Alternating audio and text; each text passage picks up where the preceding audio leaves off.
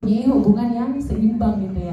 Nah setelah punya itu kan biasanya tuh orang-orang akan mulai bertanya, kira-kira harus gak sih saya udah pacaran sekian lama menikah, atau pacaran jangan lama-lama, menikah aja gitu.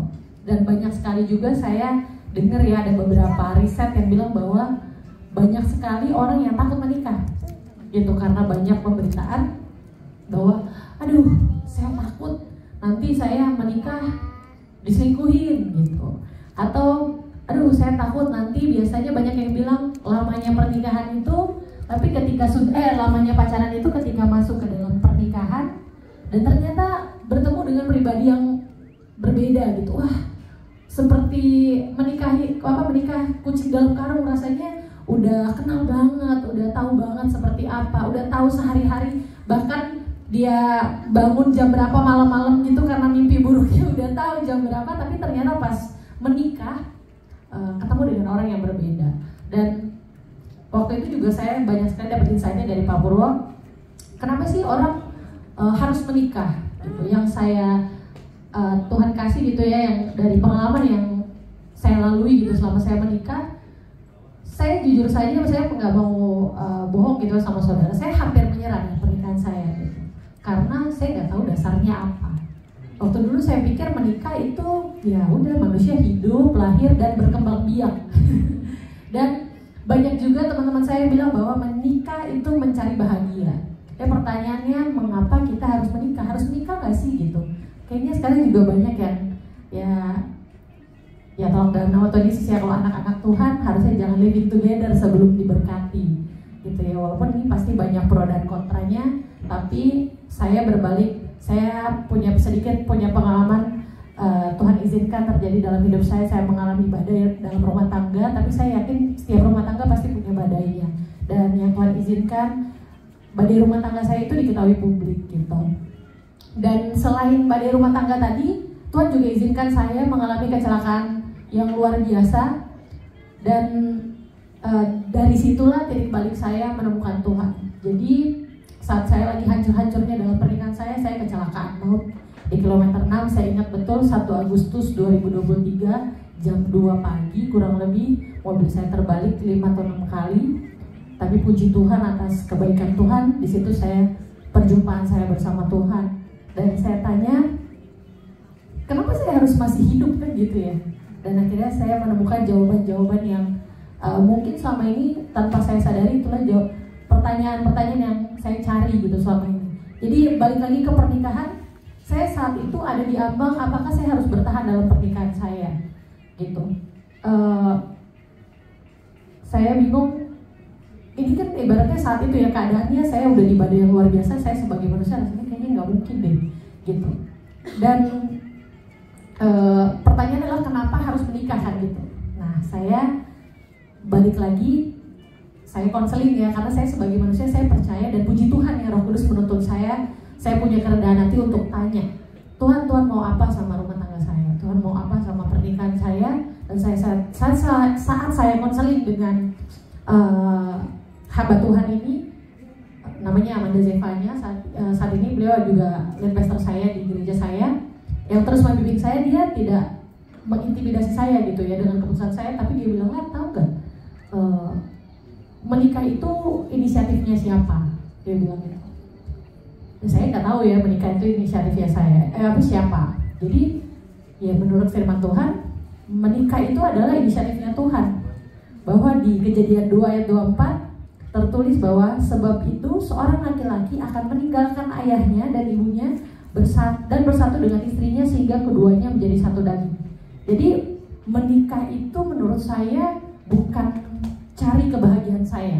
Menikah itu bukan memuaskan ego kita, tapi ketika kita menikah, memutuskan untuk menikah, dan menikah adalah menyambut atau menggenapi panggilan Tuhan dalam hidup.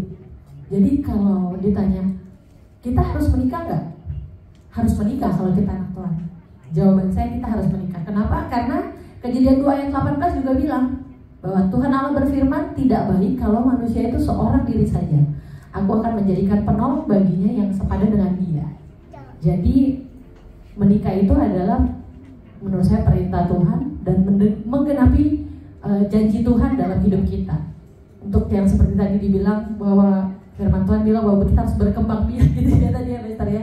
Jadi menikah bukan supaya kita bisa seks tapi nggak dosa. Menikah bukan supaya saya mencari kebahagiaan saya, atau menikah bukan untuk memuaskan ego kita sebagai manusia, tapi kita harus tahu dasarnya menikah adalah ketika kita memenuhi panggilan Tuhan dalam hidup. Karena menikah adalah ministry kita atau pelayanan kita pertama sama Tuhan. Jadi kalau ada yang bilang pelayanan itu gak harus di gereja, saudara. Pelayanan itu adalah ya kita saya sebagai istri di rumah tangga saya bersama suami saya, itulah gereja saya, itulah pelayanan pertama saya. Jangan sampai hal di luar menjadi berhala dan kita meninggalkan kewajiban atau enggak panggilan Tuhan dalam hidup kita, yaitu keluarga kita. Gitu. Jadi kalau ditanya kenapa harus menikah, ya firman Tuhan ya, bukan saya yang bilang bahwa kita harus menikah. Walaupun dunia bilang wah presentasinya sekarang banyak sekali orang takut menikah, bahkan setahu saya di Korea itu ada satu kalau orang menikah tuh dapat ditanggung gitu oleh negara ya, kalau saya tidak salah gitu ya. Jadi saat ini dunia tuh sedang diombang-ambing dengan bahwa wah jangan nikah, ibaratnya udah gini-gini aja lah, yang penting kita tetap produktif, yang penting kita tetap jadi berkat gitu. Tapi kita lupa sama panggilan Tuhan. Balik lagi kan, kita nih hidup buat apa sih? Saat menyambung saya dengan kecelakaan tadi, itu mengingatkan saya sama saat itu saya kecelakaan tuh umur 32 tahun. Saya lahir tanggal 16 Agustus, saya kecelakaan tanggal 1 Agustus. Jadi saya masih 32 tahun, menuju 33 tahun. Dan saya di saat itu saya sudah mediasi dengan suami saya, tapi Roh Kudus tuh terus kuat gitu dalam diri saya, ya untuk terus bertahan gitu. Tapi kan saya sebagai manusia ya, logika saya udah kayak gini gitu, mau bertahan gimana kan gitu. Oke ya firman Tuhan. Jadi saya mencoba bernegosiasi dengan cara saya untuk memenuhi ego saya. Oke deh, saya bertahan, tapi A ya, tapi B ya, banyak sekali syarat-syaratnya. Dan saya lupa bahwa hidup saya ini bukan punya saya, hidup saya ini punya Tuhan. Ketika saya mengalami maut itu, saya kembali lagi bahwa saya tersadar bahwa hidup kita ini bukan punya kita. Jadi hidup kita ini Tuhan tuh punya rencana buat setiap kita. Jadi jangan pernah kehilangan identitas karena mencintai orang yang salah, akhirnya identitasnya hilang. Seperti yang tadi, harus pasangannya harus seimbang dan harus tepat, itu tadi kalau Pastor Randy tadi sharing gitu ya. Karena ketika kita kehilangan identitas kita, yaitu akhirnya kita memberhalai itu kan, memberhalai pasangan dan lain-lain gitu. Jadi saat saya ketemu sama maut itu, mengalami maut itu, saya tersadar bahwa oh iya, saya tanya gitu sama Tuhan. Jadi kayak ada analogi satu yang hikmat yang Tuhan kasih, bahwa kalau kita pakai handphone gitu kan, kalau handphonenya rusak, kita kan balikin ke contoh Apple, kita akan bawa ke iBox, baru kita tanya ini handphone saya kok error ya, kok handphone lain bisa begini, handphone saya nggak bisa. Begitupun padahal kita ciptaannya Tuhan. Jadi yang paling tahu bukan si handphonenya kan, yang paling tahu tujuan dari handphone ini dibuat adalah ya pencipta handphonenya, pabrik handphonenya. Seperti juga kita gitu, kita kan hanya ciptaan. Yang paling tahu kita nih dilahirkan untuk apa, kita nih hidup untuk apa, ya Tuhan sendiri. Dengan guidance ya kita sebagai anak-anak Tuhan, guidance kita adalah Alkitab atau firman Tuhan. Jadi kalau menurut Alkitab, apakah kita harus menikah? Tentunya ya kita harus menikah, karena Tuhan mendesain pernikahan itu udah sejak penciptaan itu ikatan yang gak terpisahkan antara suami dan istri, dan menggambarkan kesatuan yang sempurna dan eksklusif. Ya. Nah, tapi menikah itu ya tadi ya bukan cuma mau, bukan harus dengan yang disertai dengan yang tadi ya Pastor ya, harus siap harus seimbang, harus tepat gitu. Dan kalau saya bilangnya kesiapannya bukan hanya soal materi, tapi kesiapan secara spiritual. Harus tahu value dari pernikahan. Pernikahan ini punya siapa? Ketika kita memutuskan untuk menikah dan mau menikah, kita harus sadar betul bahwa pernikahan ini bukan punya kita, tapi ini juga punyanya Tuhan. Gitu. Jadi kita nggak sembarangan karena kamu waktu lagi promonya, maksudnya lagi zaman pacaran itu kan zaman promosi kan, kamu nggak pernah bentak aku gitu kan. Ini entar karena dibentak akhirnya dia kayaknya udah nggak ada lagi cintanya gitu. Karena menikah bukan tentang perasaan tapi tentang komitmen. Dan komitmennya bukan sama pasangan kita tapi komitmennya juga sama Tuhan. Amin. Gitu. Dan seringkali yang saya pelajari dari pengalaman yang saya lalui, saat kita menikah kita kan janjinya sama Tuhan kan. Kita janjinya sama Tuhan. Ini pas lagi ya, suami saya juga namanya Randy di Western. Iya, Randy Kenneth ya. Jadi kan waktu kita menikah kan biasanya kita mulai hari ini saya, nama lengkap saya nih, kalau KTP-nya Gladys Veronica, memberikan hidup saya sepenuhnya. Itu kan diberkatinya sama siapa saudara? Sama Tuhan ya. Jadi kan kita tidak ibaratnya membelah diri gitu satu sama lain gitu, lalu ada satu roh lain yang memberkati kita, enggak ya? Berarti kepalanya adalah Kristus kan. Harusnya kita berjalan pernikahan kita ya harusnya sama Tuhan. Jadi saya punya anak 3 yang saya pelajari saat someday anak saya mau menikah, yang saya tanya gitu ya, selain kesiapan materi gitu, yang paling penting ditanya adalah kesiapan spiritual gitu. Ketika dia tahu dasar pernikahan ini, dasarnya dasar pernikahan adalah firman Tuhan. Jadi ketika kita anak-anak Tuhan ditanya harus menikah, sekalipun mungkin punya ketakutan, sekalipun punya trauma, mungkin pacar saya tuh dulu semuanya toksik, saya nggak pernah punya pacar yang benar, atau pacar saya biasanya tuh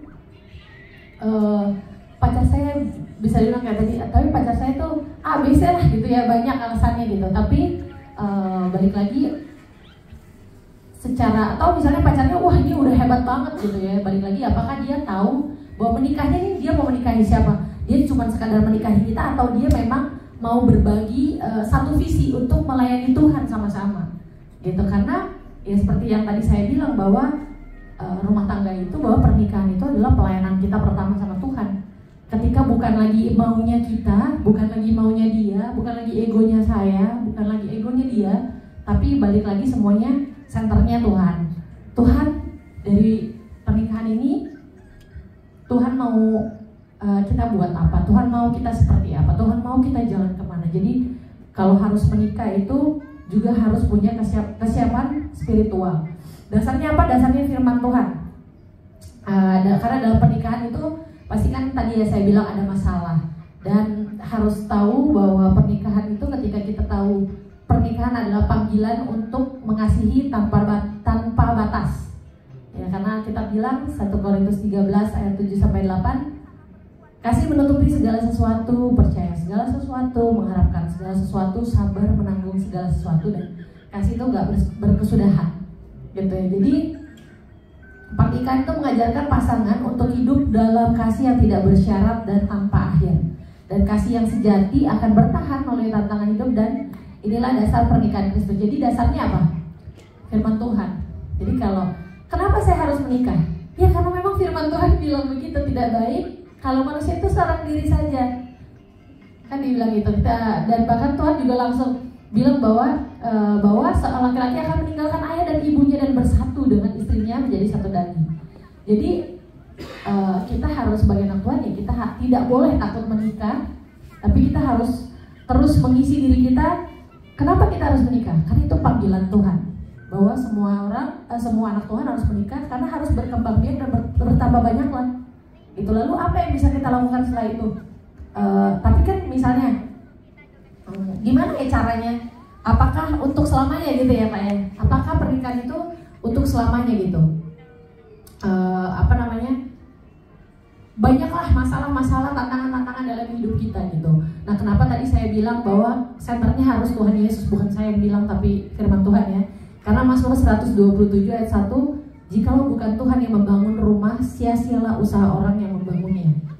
Jadi saya sharing juga, saya selama saya menikah sama suami saya sampai akhirnya ada badai besar itu, ya kita bisa bilang kita suam-suam kuku sama Tuhan. Datang ke gereja hanya karena kewajiban kita nih, keluarga Kristen diberkati di gereja, punya anak, aduh ntar anak saya nggak tahu Tuhan. Jadi akhirnya ke gereja hanya karena rutinitas, bukan sebagai pondasi untuk membangun rumah. Dan yang terjadi apa ya? Sia-sia. Suami saya nggak punya dasar yang baik, saya pun nggak punya dasar yang baik gitu. Tapi puji Tuhan melalui proses yang Tuhan kasih, kita boleh Tuhan pakai gitu ya untuk saya seperti saya ini dikasih kesempatan sama Pak Purwo untuk boleh sharing sama teman-teman gitu. Jadi saya nggak pernah itu juga yang saya nggak pernah mau mengintimidasi suami saya akan apa yang dia lakukan sama saya, dan saya juga tidak mau mengasihani diri saya dengan keputusan-keputusan saya yang salah sebelumnya gitu. Karena saya percaya ini adalah proses Tuhan. Jadi ketika kita sudah menikah, kita pun akan tetap diproses sama Tuhan melalui badai-badai kehidupan tadi, melalui karakter yang berbeda, mungkin dari perekonomian, mungkin dari pekerjaan, dari apapun. Tapi ya itulah seninya jadi anak Tuhan, pikul salib. Amin. Ya, satu yang harusnya sih jangan kita biarin ambil dalam hidup pernikahan kita itu adalah sukacita. Jadi apapun keadaannya, karena sukacita itu kan kita dikasih sama Tuhan itu kan free, ya kan? Jadi harusnya kita jangan biarin apapun mengambil sukacita kita. Sekalipun suami saya, kalau dasarnya firman Tuhan dan Kristus, harusnya sekalipun suami saya mengecewakan saya tetap pada pernikahan ini karena janji saya bukan hanya dia, bukan sama dia, bukan janji saya bukan tentang perasaan saya, tapi pernikahan saya tentang komitmen saya sama Tuhan, tentang rencana-rencananya Tuhan. Jadi caranya gimana supaya pernikahan itu bisa selamanya gitu? Caranya ya itu tadi, membangunnya bersama Tuhan, mendirikannya bersama Tuhan. Kadang waktu kita mengucap janji Tuhan, mengucap janji nikah kita sama pasangan kita, secara sadar saya akan mengasihi kamu dalam keadaan sakit maupun secara sadar, tapi kita tidak menyadari akan itu dalam menjalaninya. Nah, proses yang Tuhan izinkan itu yang menyadarkan saya bahwa tersadar gitu bahwa saya punya janji itu sama Tuhan. Kadang kita sadar melakukannya tapi tidak tersadar gitu dalam menjalaninya. Jadi tadi kan kalau harus menikah ya harus menikah, tapi dasarnya harus Tuhan. Dan perintah Tuhan kan, hai suami, kasihilah istrimu sebagaimana Kristus telah mengasihi jemaat dan telah menyerahkan dirinya baginya. Ini di Efesus 5 ayat 25-27 ya. Karena pernikahan adalah cerminan dari hubungan Kristus dan gerejanya yang didasari oleh kasih yang kekal, pengorbanan, komitmen yang tidak berubah, dan Kristus tidak pernah meninggalkan gerejanya. Demikian juga pasangan suami istri dipanggil untuk tetap setia satu sama lain. Jadi sekalipun pasangan saya tidak setia, saya tetap setia. Tapi kan susah ya. Cuman kalau saya berprinsip ini, saya anak Tuhan, saya percaya apapun yang terjadi dalam hidup saya itu ada dalam kendalinya Tuhan. Ketika yang di luar saya mungkin mengecewakan saya nggak mau yang di dalam saya hancur. Caranya gimana? Saya tetap kuat berdoa sampai mata saya melihat apa yang saya doakan. Amin. Jadi kalau mungkin banyak orang bilang, saya mau anak-anak saya melihat saya kuat. Saya mau anak-anak saya melihat saya kuat. Saya bisa kok sendiri tanpa suami saya. Secara finansial saya bekerja, saya mandiri, dan saya punya karir independent woman gitu ya. Saya maunya melihat anak-anak saya melihat jadi sosok yang kuat. Tapi saya percaya anak Tuhan lebih dari itu.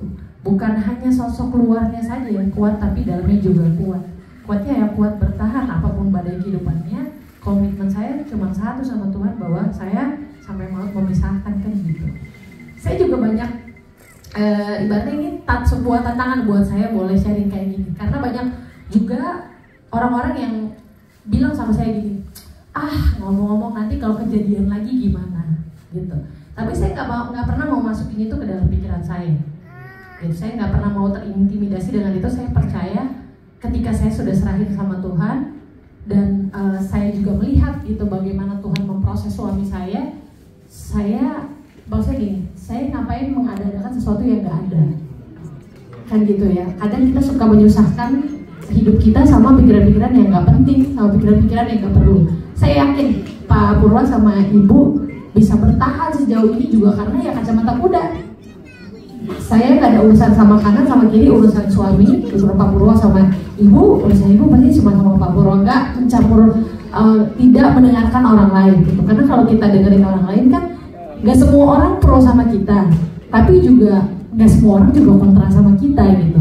Tapi buat apa kita mengambil hal-hal yang negatif, kan gitu kan? Buat apa kita Padahal Alkitab juga udah ada sih semua sebenarnya guidance saya. Cuman kadang-kadang kita cuma sekadar sadar, tapi kita nggak pernah tersadar untuk mau melakukannya. Firman Tuhan kan bilang bahwa pikirkanlah apa yang baik, apa yang benar, apa yang suci, apa yang mulia. Nah, selingkuh itu suci apa enggak, saudara? Nggak suci, berarti ngapain dipikirin? Dia selingkuh ya, dia punya ini kayak di luar. Karena kita bilang bahwa pikirkanlah yang suci, yang baik, yang benar, yang mulia. Pikirkanlah semuanya itu. Gitu, karena apa yang kita pikirin yang baik, karena Tuhan ajarin kita kan, iman itu kan sesuatu yang belum kita lihat. Tapi puji Tuhan dari mungkin ini udah mau berjalan 2 tahun, ya saya lihat semakin hari saya melihat semakin baik hubungannya. Bukan hanya suami saya sama Tuhan, tapi hubungan kami sama Tuhan. Karena itu menurut saya dasar yang paling penting dalam pernikahan. Ketika suami istri sama-sama menggunakan lututnya untuk bersujud sama Tuhan, apapun yang di luar kita Tuhan yang beresin. Gitu. Orang bilang, wah ntar di entertain udah kayak gini namanya hancur. Gak ada lagi brand yang mau kerjasama. Tapi berkat saya datangnya bukan dari brand, berkat saya bukan datangnya dari pekerjaan saya, tapi saya dan suami saya sadar bahwa ketika kami bersepakat sadar bahwa Tuhan yang ciptain kami adalah Tuhan yang bertanggung jawab atas hidup kami, dan puji Tuhan sampai hari ini lepas kontrak kerjasama lagi, lepas kontrak kerjasama lagi, sampai hari ini hanya penyertaan Tuhan yang kami andalkan. Jadi jangan takut menikah, berarti karena menikah itu kita sedang menjalani panggilannya Tuhan, kita sedang melayani Tuhan melalui pernikahan kita. Kalau tanya caranya, tadi saya tuh selalu bilang sama adik saya nih, Lia ini yang teman saya nih, foundernya Yuk Baca Alkitab, kalau teman-teman tahu, beliau juga hebat, betul banyak memberkati anak Tuhan melalui media sosialnya di Instagram. Boleh di follow kalau belum follow. Saya kenal beliau udah dari sebelumnya, dan saya selalu bilang sama Lia, setiap Tuhan kasih kesempatan saya untuk menjadi pembicara, saya nggak mau bicara hanya di atas awan, saya nggak mau bicara hanya, wah kita bilang bahwa kamu akan diberkati tanpa harus mau pikul salibnya. Pikul salibnya apa? Kalau mau dapat berkat harus kerja. Kalau kita hanya berlutut mau dari jam 2:30 pagi bangun, seperti Tuhan Yesus kan dia berdoa 2:30 ya, sampai besok 2:30 pagi lagi pingsan Bu, Pak beneran deh, gak makan gak minum ya, kecuali memang lagi puasa ya. Ya harus kerja. Jadi caranya gimana supaya bisa menikah dan punya pernikahan yang seperti Pak Purwo dan Ibu mungkin yang terus dipelihara Tuhan? Caranya seperti tadi Pastor Randy bilang bahwa harus dengan pasangan yang tepat, harus dengan pasangan yang seimbang. Jadi kalau udah tahu gak seimbang, udah tahu bukan anak Tuhan, ya jangan dinikahin gitu ya bener ya. Tapi kadang-kadang kan kita suka mencari-cari hal yang yang aneh-aneh aja gitu ya, kadang-kadang ya, kalau dalam nama Tuhan Yesus nggak lagi ya gitu. Jadi pernikahan itu adalah, menikah itu sebuah keharusan karena itu rencana Tuhan. Dasarnya apa? Dasarnya firman Tuhan. Cara jaganya gimana? Cara jaganya harus Tuhan yang bangun, bukan kita yang bangun gitu. Dan caranya gimana supaya tetap dilawan Tuhan? Ya saling mengasihi. Kan kasih itu apa? Kasih itu sabar, kasih itu murah hati. Ya berarti kan harus sabar satu sama lain, bukan menuntut.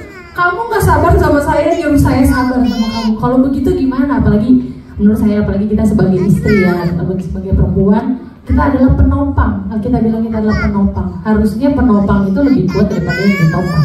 Walaupun firman itu juga, Tuhan juga bilang, kasihilah istrimu sebagai kaum yang lebih lemah. Kan kadang-kadang bingung ya, jadi kita ini lemah bagaimana Tuhan? Tapi saya percaya Tuhan Yesus jelas-jelas firman Tuhan bilang bahwa wanita adalah penopang. Jadi kalau udah sebuah gedung, penopang itu kan pondasinya kan. Jadi ketika saat kita mau punya suami yang takut Tuhan, kita sebagai istri harus jadi teladan untuk takut Tuhan. Walaupun dunia bilang, tapi kan dia kepala keluarganya, itu berarti semua ego kita. Ibu apa ego kita, teman-teman perempuan. Karena ada ibu-ibu juga gitu. Jadi kalau yang belum menikah ya jangan takut menikah.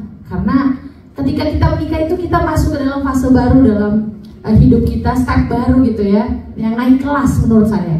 Karena ya itu tidak mudah dan udah pasti ada pikul salibnya. Tapi kan lebih baik berdua daripada seorang diri saja kan gitu. Jadi kalau misalnya sebelumnya dompetnya tipis tapi sendirian gitu kan sedih banget gitu ya. Tapi kalau lagi berdua terus berdoa bersepakat sama Tuhan kan Tuhan kasih hikmat untuk wah ngapain ya kemana gitu, akhirnya jadi berkat.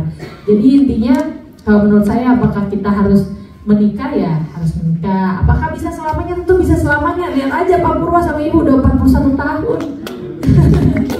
Ya, jadi kalau Pak Purwa bisa, saya bilang kenapa saya tidak bisa?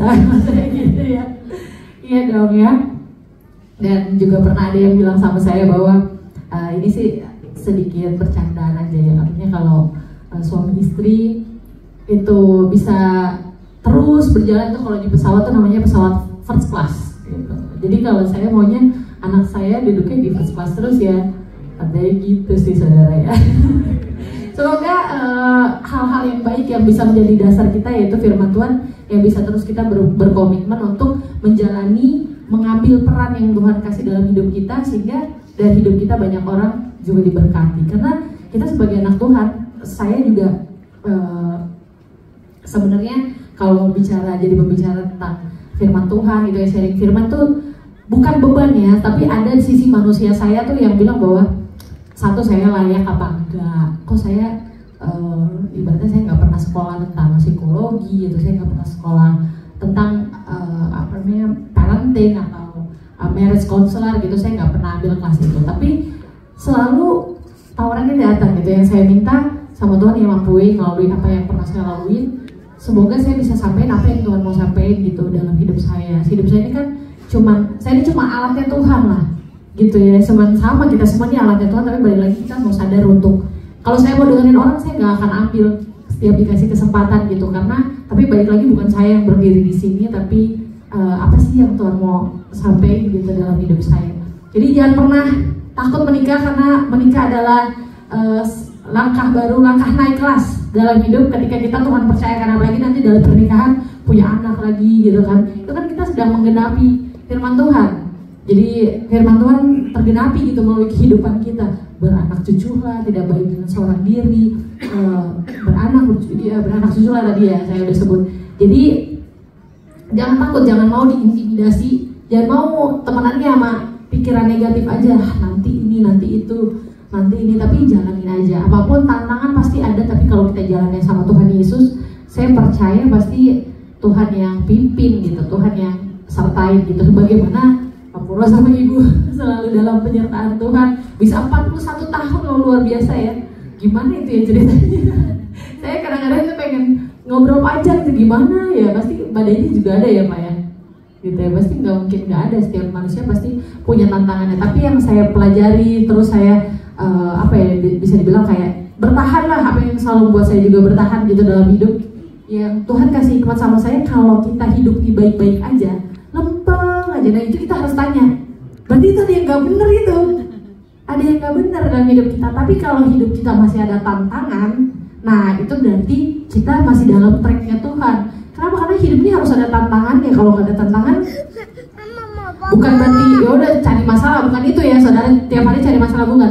Tapi maksud saya adalah tantangan yang di luar kita, kan nggak semua hal kan bisa kita kontrol.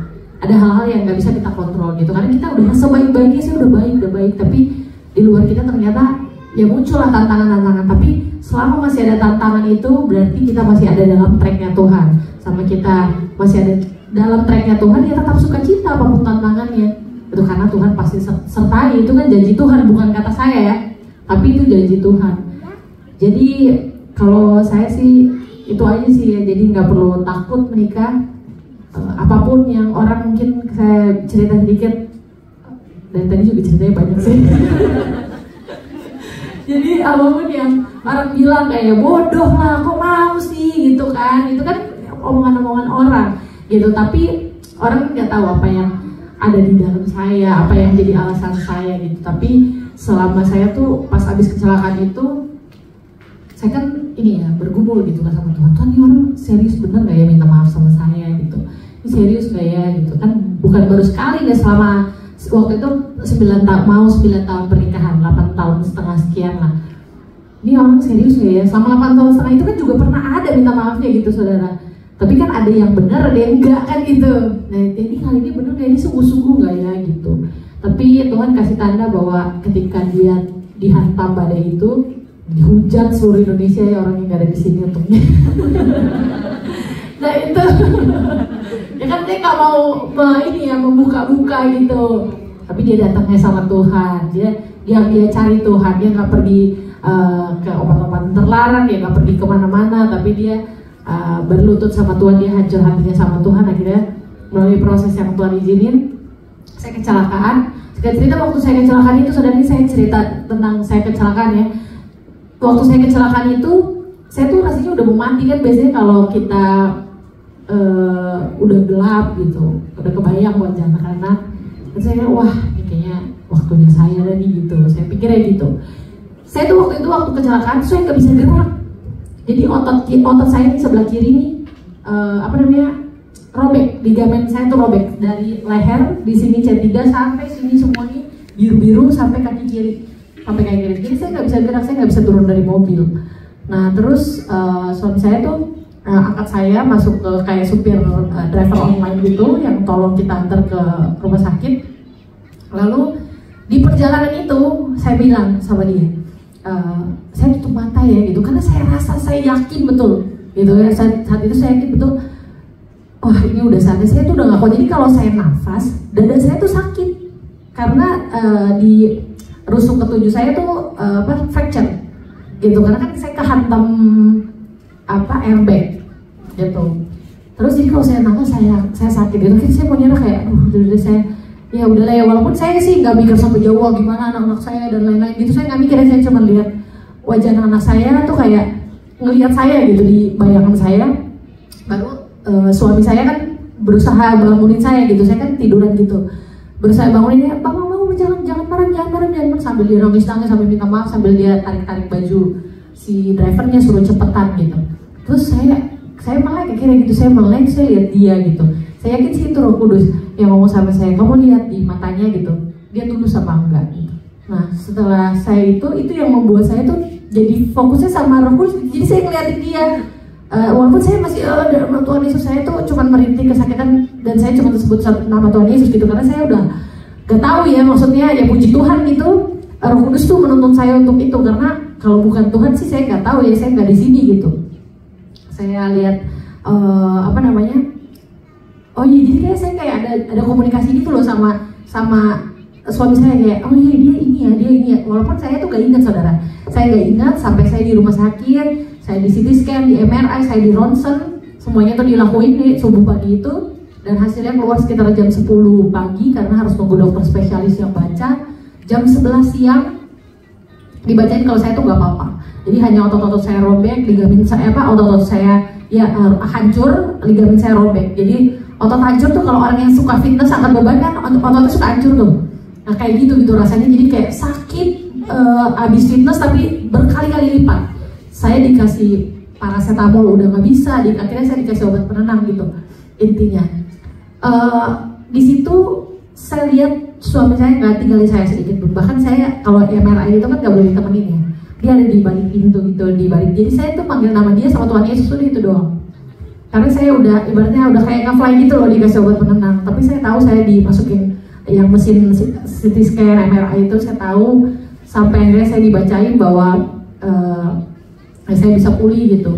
Hanya ya ada beberapa memang yang cedera, kayak lumbal saya L3 itu saya cedera, L3 L4 nya cedera, terus juga ada yang cedera gitu ya. Tapi puji Tuhan, Tuhan pulihkan gitu. Dan dari situ hari pertama saya di rumah sakit, dia doain saya di UGD itu, karena saya bilang saya nggak mau dioperasi, karena pernah ada, kalau saudara-saudara tahu, ada salah satu influencer itu cukup terkenal juga yang akhir-akhirnya kemarin dijadikan film. Beliau tuh meninggal karena habis dioperasi, kan ada tulangnya yang patah, terus dioperasi dan akhirnya drop, nggak bisa pulih lagi, meninggal. Itu namanya Laura kalau tahu ya. Nah saya tuh keinget itu, saya bilang sama suami saya, pokoknya kalaupun saya ada patah saya nggak mau. Karena saya nggak bisa gerak di sebelah kiri, nggak bisa gerak, saya mau makan didudukin 5 menit aja, wah saya ngerti udah kayak mau mati rasanya. 2 minggu itu saya sakit luar biasa, minum painkiller terus di UGD itu suami saya doain saya nggak mau dioperasi gitu ya. Dan puji Tuhan, Tuhan jawab. Malamnya dia ngomong sama saya, dia minta maaf sepenuhnya sama saya, dan dia bilang kita mulai lagi dari nol. Jadi dia bilang bahwa kejadian kecelakaan itu kita mati secara roh. Jadi kecelakaan itulah yang membuat kita lahir baru. Setelah itu hari pertama itu dia bilang mulai hari ini kita hidup cuma buat Tuhan. Makanya walaupun kanan kiri saya bilang dia pernah sekolah teologi, tapi sejak hari itu suami saya kuliah teologi, daftar di salah satu fakultas teologi, dan sekarang beliau lagi sekolah teologi udah semester 4. Dan banyaklah kanan kiri ya bilang bahwa ABC lah nggak layak untuk ada di mimbar, biasa dibilang gitu kan. Tapi yang kita lihat selalu adalah ya hidup kita punya Tuhan, ya terserah Tuhan maunya apa. Gitu. Ya puji Tuhan, itu aja dari saya. Kita bersatu dalam doa.